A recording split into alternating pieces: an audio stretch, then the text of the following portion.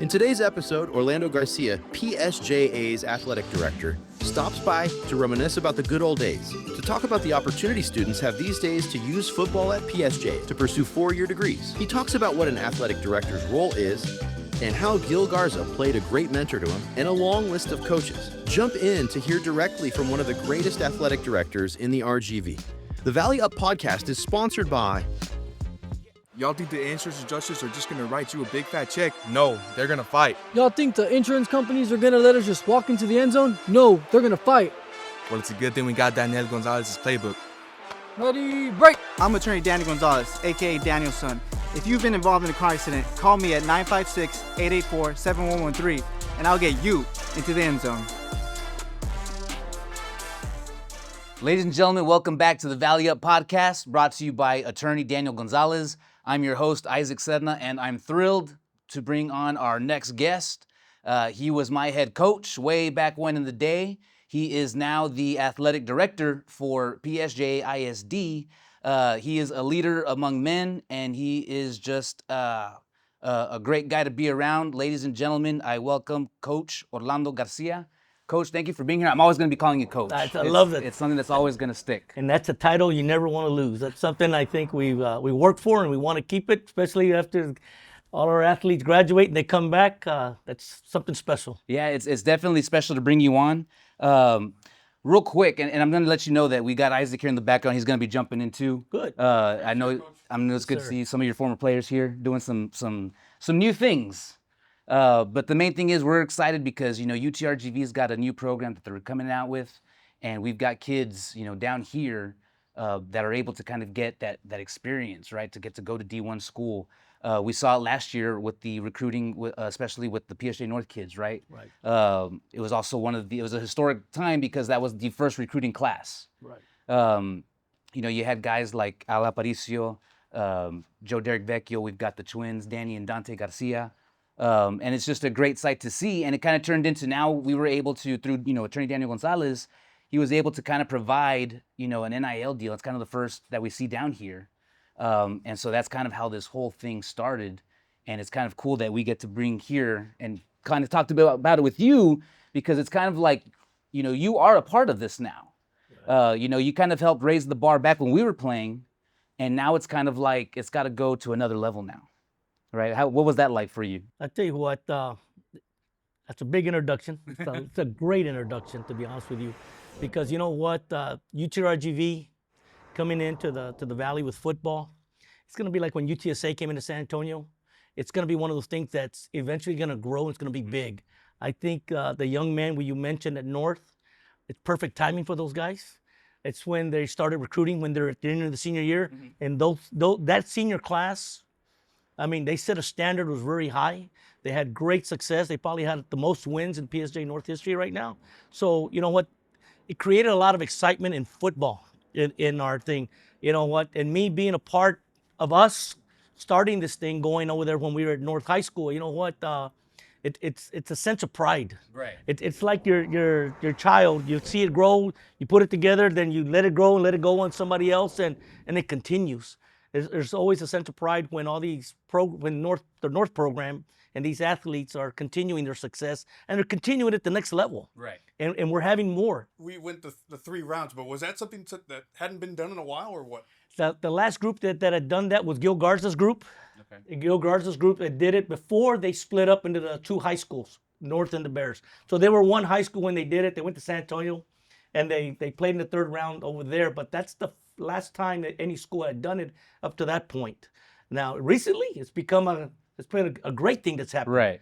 I think we're in the 3rd round almost the last 4 years, which has been a standard kind of set right now, which is real great. I mean, we're all part of it. Mm-hmm. It's like when, and I don't jokingly say this, I can say when North hit a downside at one time when things weren't going well, guess what? The exes were calling me saying, what the hell's going on? Yeah. What's going on? Hey, coach, something's not right there. And me being the AD, obviously it creates conversation because there's always pride of all the things. You had Chino, his teams. I think they went to the Alamo Dome also. They made a great run also. So we've all been a part of something special here. Isaac and I have kind of had conversations where I specifically, me and my group, the class of 03, even though it was 02, we felt like we kind of built the foundation, right? Now we made it to the playoffs, but we weren't as successful as we wanted to be. But then that following year, there was a blueprint for everybody else to kind of follow and kind of continue on. The dirty 30, man. That's how it all started. The dirty 30, because that was your junior class, Isaac's junior class, your senior class. I think every player that was on that football team, there was nobody that didn't have a role and had a major role. And that's why we called it the dirty 30, because anybody could play. There was no substitutes, because everybody earned their keep in that football team. And it created a foundation for the next year's group to continue doing what we did. Because that year we went and played Donna and got into, we shared part of the district championship. Then we went the next year, we shared the district championship.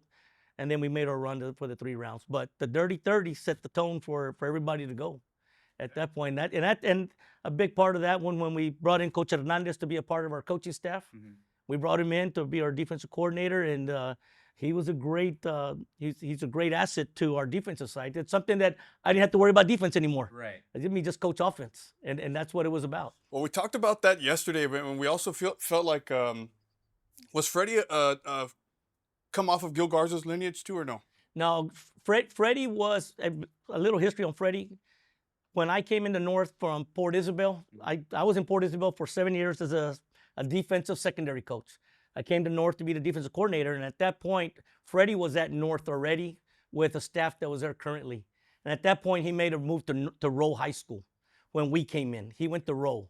Yeah, because Freddie was a part of the Monterrey Tech crew, right? I believe so. With Art Mata, Roy Guzman, Gonzalo Gonzalez. That's a lot of good names, man. Freddie, and there was a J.C. Crosby. J.C. Crosby. Right? Yeah. And so Chuck and I were talking about yesterday, like raising the bar even more now. So even more so now, when we were there, we had a bunch of great former collegiate athletes. Yeah. Whether it was with Navarro or Coach Hernandez, even what's his name? Torres. What was his name? Oscar Torres, right? I mean, they had the experience. We had Otway Perriman was our secondary coach. Otway Perriman was unique, and he was a great football coach, secondary coach. He was he's in Wesco East now, very successful. He's done a great job. So Otway Perriman was part of the chemistry that made it go for us. Yeah. So I mean, we were talking about it, right? Like that's what really made us great. Coach X was great with us. Albert Garcia was great with us. But how is it now, though, right? Because the standards, like we said, it's set, right? Where are you finding these coaches? Are they former players of yours, or where did they go to school? Did they play college ball? Like across the district. Yeah, across the district. You know what? We've done a great job to where we've built young coaches that are part of our system. Then our head coaches that we have with us, like I can tell you, like fortunately, Coach Littleton's at Memorial. He was under Coach Kaufman for many years, so they set up a standard at North there. Then you had Lupe Rod that's at the Bears. He coached for us with Coach Leja, coached for us at North High School. He was a part of us. I think he was Chino's defensive coordinator. So we've created all these coaches, and I think like Kaufman's going to talk about in a little bit that some of our athletes have come back and started coaching within our district, and they're making a difference. You were there for a while there with Coach Kaufman. You were there when we started the foundation of the first 2 or 3 years there, 4 years to turn the corner there to what we have built at North High School right now. So, what's it like, as a coach, right? When you're having to kind of prepare your staff, when you brought on, because for me, when I was there, the only one I really kind of know is Freddie Hernandez, right? So what was it like having him, on your staff? Like, what does he provide for you, and what do you do for him, like on the flip side, as far as like, I'm sure you had mentioned earlier, like he brings a challenge for you every time. I'll tell you what, all of us that were part of Freddie Hernandez knows that very highly intelligent individual. At the same time, well, he challenged everybody from the defensive kids to the offensive kids to the coaching staff. And it was a challenge, and he was unique in the way he challenged us. And there was, to put it in a nice way, sometimes there was a couple of shouting, screaming matches going on, and you know what? The scrimmages got good. But you know what? At the end of this thing, we were all shooting for one thing, to win a district championship and to put a great team, put a great football product out there. And kids loved it because kids knew we loved every kid on our football program. And that's one thing that I think that was great about my staff and our staff with Freddie and all that, the relationships. You could not put anything best on our relationship, because every relationship we've had has continued, and there was love behind it. It's like I used to tell poor Milo when Milo would get beat up left and right on the defensive staff, and he would get emotional, and because they were Randy. Those kids were just emotional kids on the defense, but Freddie took the best out of them. But they played their lights out for him. But my job with Freddie was to keep him in line, in the sense of we still got a job to do. We're professionals and this and that, but it took away from me worrying about the defense, because I know our defense was phenomenal. It's going to be one of the best defenses. They were going to put in the work. There was nothing that we were going to lack. And I think I got to give him credit for when we brought him in, that helped us set a better foundation in our program. So now fast forward to Coach Kaufman at the helm, and you've got these kids going to UTRGV. Talk about the access, how that changes really the dynamics and the future of football here because of resources like you were talking about. I see this happening like coaches in general. Right now it's brand new to UTRGV, 2 years, 3 years, 4 years, 5 years. These coaches are going to have access to go in the spring, after school, in the evening. Young coaches that want to go to a practice, that want to go see techniques, how they're teaching the new techniques, how they're teaching the new way of coaching different types of style of offensive line play, defensive line play. You want to go get a coaching clinic, we can go there. Today, we got to go to Austin. We got to go to San Antonio. It's not as easy accessible to us, to our young coaching staff that needs to go there. And I'm hoping UTRGV, and I know Travis will, and as they continue, they're going to open their doors to young coaches in the Valley, because that's the best education there is. Mm-hmm. When you're seeing somebody that's done it and they've kind of tweaked it and they're teaching you how to do different ways, football's changed since I go back 20 years ago. It's modernized. I mean, people are doing blocking techniques differently. They're doing the tackling has changed. Mm-hmm. Everything has changed in the world of football. And the guys in the college level, our coaches in the college level, you got to think they're probably 1 or 2 steps ahead, because they're dealing with unique elite athletes, and they might have tweaked it and learned from somebody else and passed the knowledge down. Is what we want to do. Coaching is about growing, and we're always growing, and we're always going to learn, and that's part of the way we are. We're all going to grow, because when we stop growing, that means we've already stopped, and we're not going to do that. Today, I'm still learning. I'm trying to get better at everything we do, trying to make everything more accessible to everybody. What about like social media now? Because it's a big factor, right? It's a challenge for our coaches, our younger ones, even more so than our older ones. Our older ones know, like, you know what, I don't want to mess with it too much, but it's part of everyday life today. If some kid hasn't posted something or doing something, it's something that it's hard to control. But all we can do on our end as administrators is educate them on what's the right things to post and not to post. Yeah, like to use it as a tool. I feel like there's at the college level, right? The transfer portal really kind of throws a wrench into everything, because schools might be saving spots for transfer portal picks, and not as many high school kids go to any given school, right? Yeah.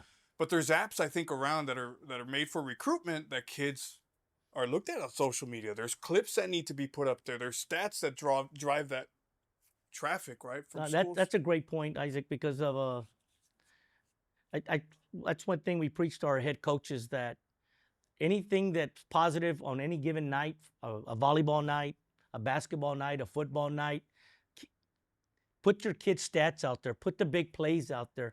Media's reading these things. They're following our schools. They're following our kids. Well, that's how kids get more recognition. That's how they get more honors. That's when somebody may say, you know what, that kid, it may catch and somebody do it. So we're pushing our coaches to be pushing out information and parents love that. Trust me, parents are measuring us today. Said, well, hey, why aren't you putting out there anything on my son or daughter? You know what, that's something that's important, because today, if you see the college kids today, they've set a trend for everybody that they're pushing their athletes out there about how good they are and their stats. And today, kids are pushing themselves. They're putting their own stats, their own highlights. But that's where we've gotten. But our coaches can do a lot better job in in general, it would be our goal. Not as unsure. What about like Chuck and I? Were we good to coach? I'll tell you what, Dude, because there's no bond like the one Chuck and I have. Yeah, that's built, through an offensive line. I tell you what, our offensive line was, to me, unique and special. There was a tight-knit group. When you go from Isaac Escobedo, from our strong end, to Trek, and I'm going to guess Julio, then I'm going to guess big Louis Esparza, Bobby Compian, and then we had you in the middle. Then who followed you? By Julio. We put Julio back in there. That's how we did it. I got them all. Hey, bro, you got him. You missed Willie. You missed Willie. Willie. Well, because Willie, Bobby was after Willie. Okay, Bobby was after Willie. That was your year. Yeah. And then it was And, Jacob. and I got a Bobby Compian story on that one, because Bobby, man, I love Bobby to death, because Bobby got an opportunity and he never gave it up. Yeah. Because he wasn't the original starter and somebody got hurt. I can't remember who the original starter got hurt. And Bobby stepped in, and I told Big Lou Coach Navarro, I said, let me know when I can run the Bobby side. You've been running the Bobby side. He said, Coach, he's doing a great job. I said, well, let me know. I said, well, when he can't handle it anymore, make the move. And guess what? He never gave up that position. He played started for every game. He worked A fumble at Laredo Nixon. Yeah, Bobby Compian, man, that kid does. And he's coaching for Kaufman right now. He's at North. See, that's one of those stories I can remember telling Big Lou. Let me know, man, when we're gonna make the move. He says, Coach, I don't have a reason to fire him. He's doing his job. The Valley Up podcast is sponsored by. Y'all think the insurance adjusters are just gonna write you a big fat check? No, they're gonna fight. Y'all think the insurance companies are gonna let us just walk into the end zone? No, they're gonna fight. Well, it's a good thing we got Daniel Gonzalez's playbook. Ready, break! I'm attorney Danny Gonzalez, aka Daniel's son. If you've been involved in a car accident, call me at 956-884-7113, and I'll get you into the end zone. Hey, He's doing a great job. Louis out in Eagle Pass. Eagle Pass. Right. And I was going to ask Del you. Rio, the last time I knew. Yeah. He was in Del Rio. And I was going to ask, what's it like for you now when you get to see your former players, out there as coaches? I was doing it for a while. Chills. Milo. It's exciting. It's the energy level. I told my wife, I said, it's like being a father. You're always going to be a father. And when you see them, it's like, oh my God. It's like seeing you two guys today. Those things never leave. They're never going to leave. It's something exciting. I think Daniel was a freshman when I was at North. He was there. So like I said, all of y'all are part of me. They're a part of the lineage of everybody that's gone through. When I see I'm looking at Kaufman's quarterback. Mm-hmm. I see it's Gato's son. I said, Whoa. Yeah. I didn't tell you that either? I didn't tell you that either? No. That's wild. Yeah, I'm telling you, when I've seen that and I see Gato showing up and he's a proud dad, I said, it's pretty exciting when I see then Mark Quintanilla played with another group with us. With us, yeah. And his son's a freshman at North. I see these kids coming through, sons of athletes of ours. And so Darren's dad was actually the first football player at North to be recognized as an all-state. As an all-state player. Yeah. All-state linebacker 2 years in a row, man. I tell you what, Gato was the fastest guy in the program for the longest time. Mm-hmm. So it's good things to see those when they come back to see their kids playing. I see them coming. I mean, I love giving hugs when I see them all. Anybody coming to the stadium that has been a part of our program going through them, we got to coach them. It's a hug. It's love, man. Isaac and I were talking about it last night. We remember it, back in our day, that's when, we were going to school earlier, but we were out by like 3:30. So we would get to the locker room. We would get our sandwich. It was either Subway or it was homemade. You'd have Medrano making the sandwiches. And those were just as good as the Subway sandwiches. Yeah. And they always hooked us up with more because you got to make sure the O-line's getting taken care of. And then I remember we would take a nap, for a good hour. And I remember waking up feeling like a champ. Where did that come from? That was when we were in Port Isabel. Fortunately, I started my career in Port Isabel. Just like it was a 3 or 4 round football team every year. And when we got to our site, wherever we're playing at home, and it's something that had started there too. Right after school, kids wanted to take a nap. An hour nap, 30-minute, eat, take a 30-minute, hour nap, feel refreshed. Mm-hmm. And when we came to the North, I told Tony, we're not changing anything. I'm not going to change anything. I said, It's your own time. That's what we call it. It's going to be your time, how you want to spend it. Yeah. Some kids nap. Some kids put the headsets on and they go into their own little world, and that's fine. I mean, I've had different athletes that, you know, some music I just don't understand what they're playing, and they're playing it, and then you got guys like yourselves that are out. But it's really your alone time to focus on what your rules are. And I always used to say that when you got your alone time, go through your rules, know what your assignments are, know what when they come out in a set on defense, know what you're doing. I said, play the play as it's going to be played when you see it come to you. That was one of our lines all the time. Be one step ahead. No, because we were very simple in the sense that where you lined up, we were going to block you based on what our rule was. So it was very simple for us in a sense of just refresh all the rules. And we wouldn't even head out to the stadium till probably about 5:30. Yeah. Well, fortunately back then, we had to wait on transportation, as we all still do today, Kaufman. There's still transportation. We're at the mercy of our transportation, and when they say, you know what, we're not going to pick you up till 5 because we got to go take care of the students first, we're going to adjust, and that's how we started figuring it out. Yeah. So, and the locker room back then was a whole lot different than it is now. I mean, just the whole renovation of the stadium. I was just talking to Kaufman about it, and our staff, our head coaches the other day, that the locker room used to be under the way the bleachers are. Yeah. It was a dungeon. It was really ugly. It really was. It was ugly. It was. I mean, you had to walk through halls to get through the thing, and it was dark. And then you'd come out, then you'd walk through all the fans. Yeah, that's right. But it was a thing that we talked to Vecchio about it. And it was a thing where when I was a kid too, you go to these games and you're out there shaking hands. They remember being little kids being out there, and we would slap their hands. It's like they'd get excited with going that. into battle. Yeah. And honestly, I remember the bathroom in that locker room, man, was just bad. But it was cool. It felt like Friday night football. Yeah, it was an old stadium atmosphere. It's what it was. I mean, it was the showers that were in that locker room were not even freaking showers. I don't even know what they were. It was an odd thing. It was like maybe 2 or 3 things. It was like the old days from the 50s, and they never fixed them. We're like, Coach, give me a shower. No. Like, don't get out. Get your stuff. Let's go. Let's go. I remember that one. That was a beat up, and originally Gil Garza, the original AD that hired me, that was a part of starting the whole process of my career here in PSJA. Well, his office was down there in that whole area. I thought, Gil, how do you do that, man? I mean, there's got to be, man, possums you hear them you hear all that stuff going on, and all that stuff happened there. Gil Garza, great motivator. Yes. He could get players to run through a wall. He had this unique sense of pride, and even me as a young coach, I got hired as a head football coach at age 32. You got to think that at age 32, things are happening too fast.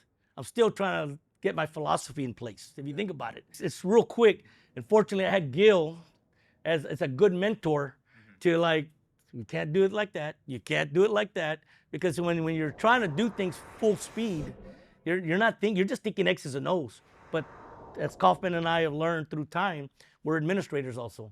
And now you start dealing with parents when you become the head coach. When you're the defensive coordinator, I don't have to deal with parents. I just coach them. Head coach, the athletic coordinators have to deal with parents. Yeah.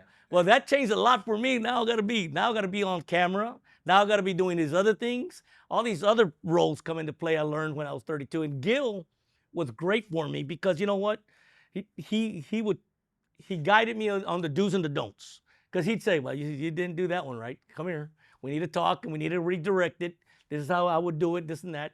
And when Gil would come address us as groups and kids, and I mean, Jesus Christ, man, I had a lot of pride. When he left me, I left with a lot of pride. Like, yes, sir, we're gonna get this done, Gil. And fortunately, he worked for me maybe 4 years. I think he was with us 4 or 5 years when him and Jacob, they left to San Antonio. I think it was something like that, right? Something in that era. What grade were y'all in when Jacob was a sophomore, junior? He left, Yeah, something. Hey, Coach, but you just mentioned something before, Chuck, we moved to the next topic, but do you remember when you went to battle for me about music? Oh, yeah. Yeah? Because I remember that with Miss... no names. But edit that name, I'm joking. The problem was that I was a good musician, right? And so I was in the orchestra program, but I was also doing well in football. So I was getting pressure from the music department, and then I had a loyalty to the program and to you and everything, and so they give me a hard time. So Garcia went into the principal's office and with my mom and the teacher, and I threw them a curveball, Marcus, because there's a time and a place when I need him in my off season, and when I don't need him, right? And I told him, I'm going to work with you. I said, let me have him in the spring because I don't get to coach football after school. I get to get him in athletics only. That's the only time I get to work him in those days. I said, during football season, I don't need him. You can have him all you want because I'm going to get him after school. Because I'm going to get him after school for practice. Let's do that. She didn't want to budge. And I wanted him because he was great at music. I mean, you played how many music instruments did you play? A bunch. Yeah. The thing is that, so she was giving me an ultimatum, and that's what he said. You can't give him an ultimatum. Let's work it out. I ended up not playing at PSJA North anymore, but what ended up happening was that I ended up playing at UT Brownsville. Yeah. Remember that? Yeah. Coach X used to call me Tuba Tuesday because he had to take off because every Tuesday I had to go to Brownsville to play in that symphony at the university, right? Yeah, I remember that. But yeah, I mean, it's like that's a point that I'm glad you touched on it, because it's like you have to go to battle for these kids. Yeah. We were not going to let kids miss out on something they thought that was important to them and their families, and we're going to work around them. And I think Kaufman does a great job. Mom and Dad come and say, you know what, we're going to work around you. I used to have Mario Torres. We used to arrange our offensive practice because, Coach, I got to go to work today. If not, I can't practice.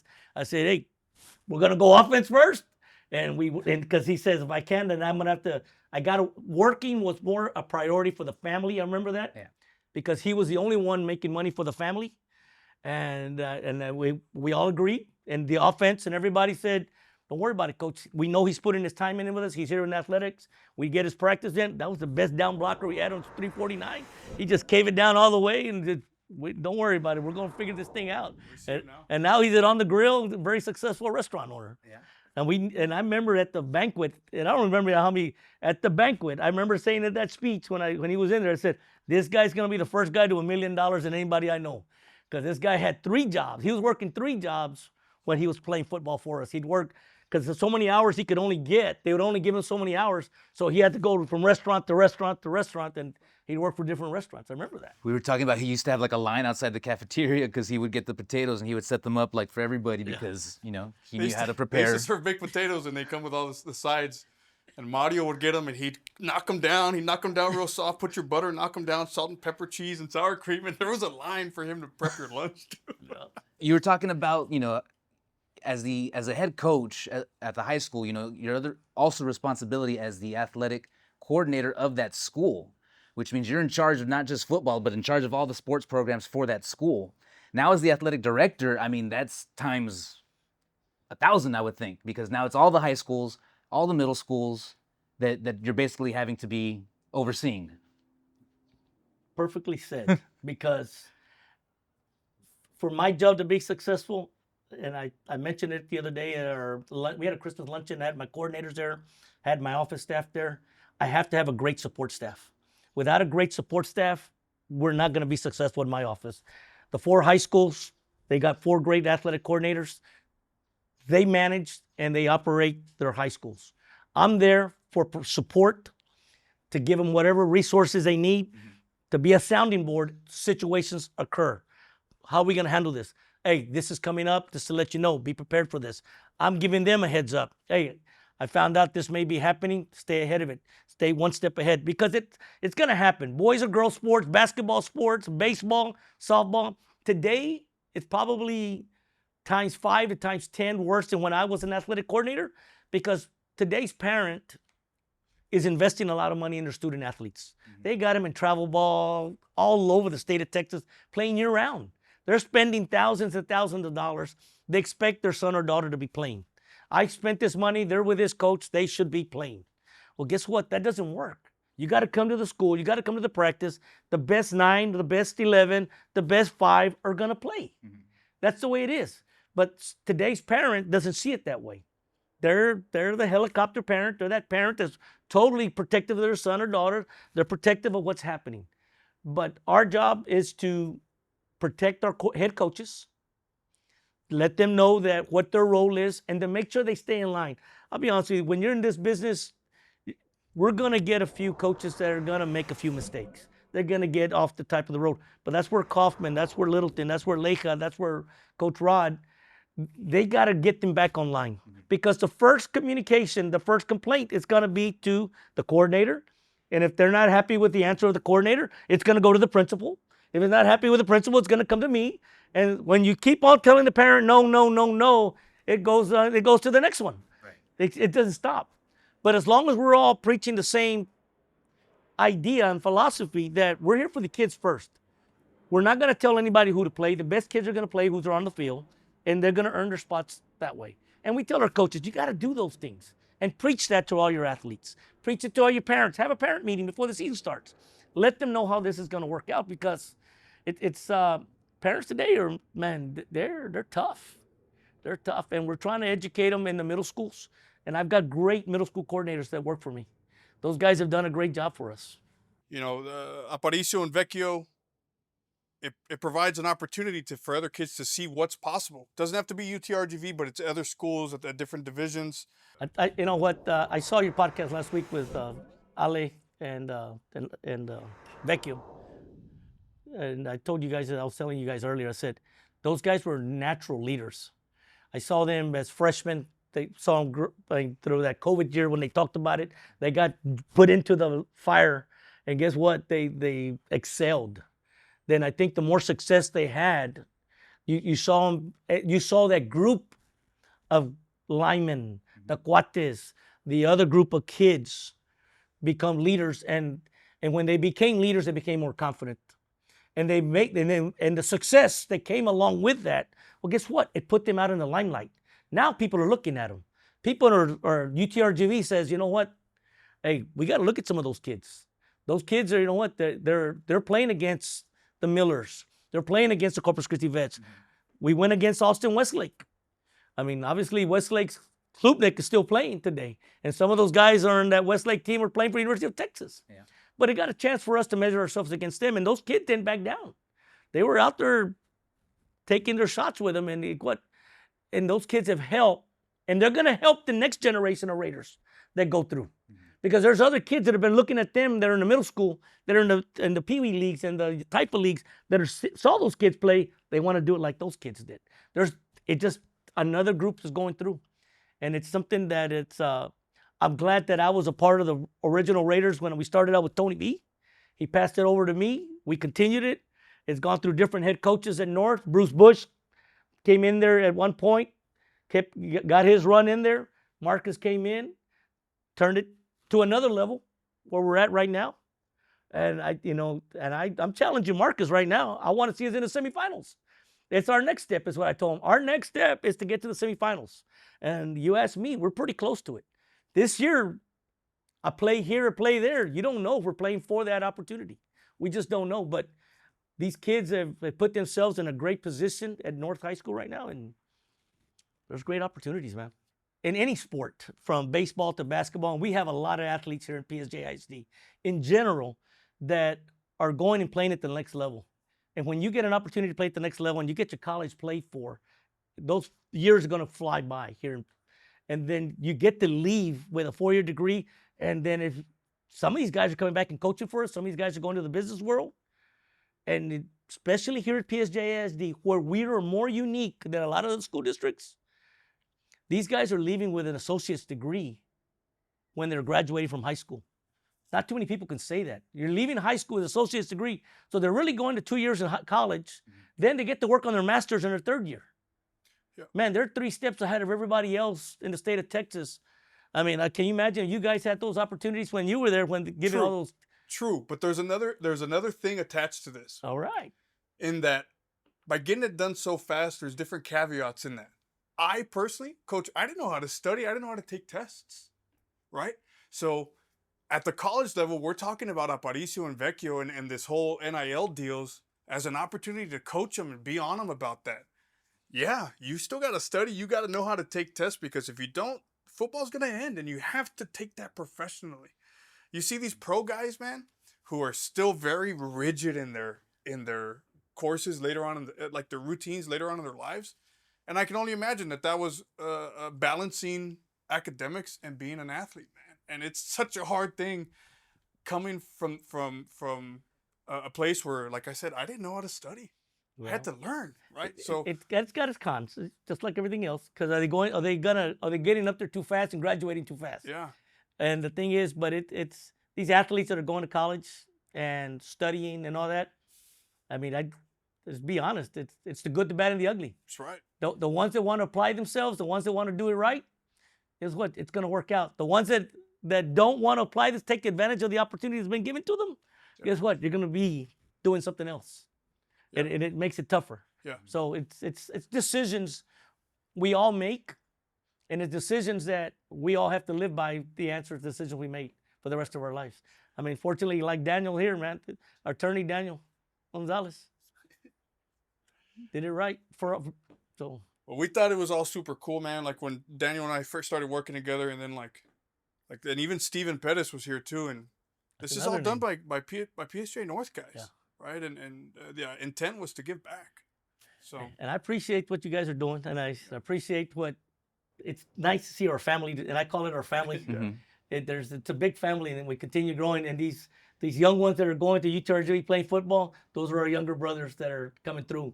And I appreciate what Daniel's done for them, the opportunity he's given them, because it's something that nobody's done yet, and it's something that has opened the eyes of everybody else. Because you know what, it's PSJA North taking care of PSJA North right now. And I appreciate that.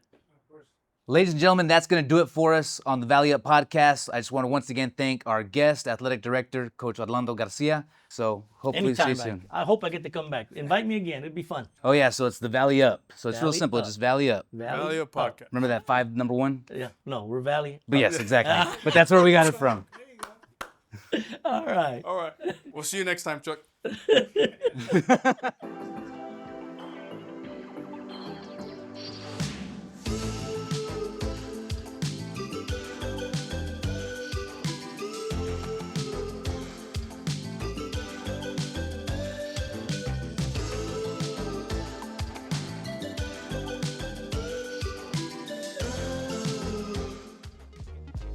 The Valley Up podcast is sponsored by.